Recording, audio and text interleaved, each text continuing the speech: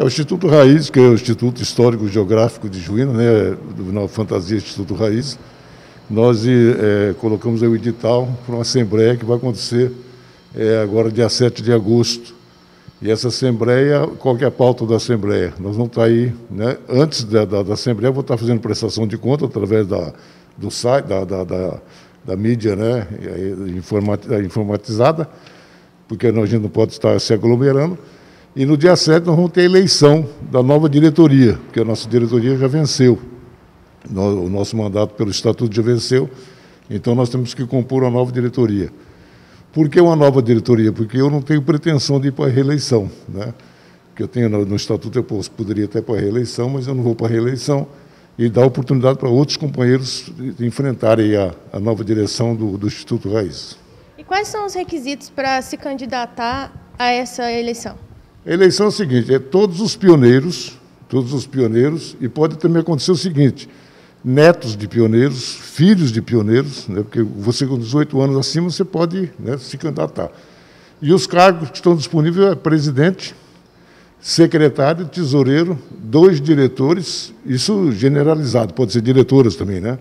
O presidente também. E também 3 conselhos fiscal. E as chapas, elas devem ser apresentadas até o dia 6 de agosto?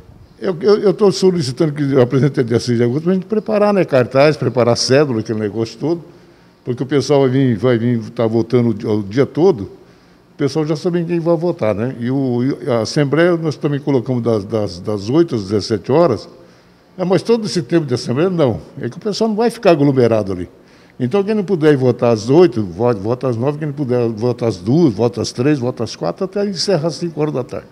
É importante a participação de todos, porque o Instituto é de suma importância para a história do município.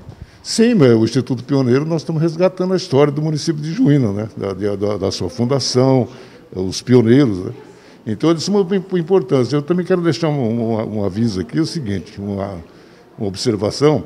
Você, pioneiro que está assistindo essa entrevista aqui agora, e você ainda não foi contactado por nós, nos procure, porque a gente não deu tempo de contactar todo mundo. E tem muito pioneiro em Juína.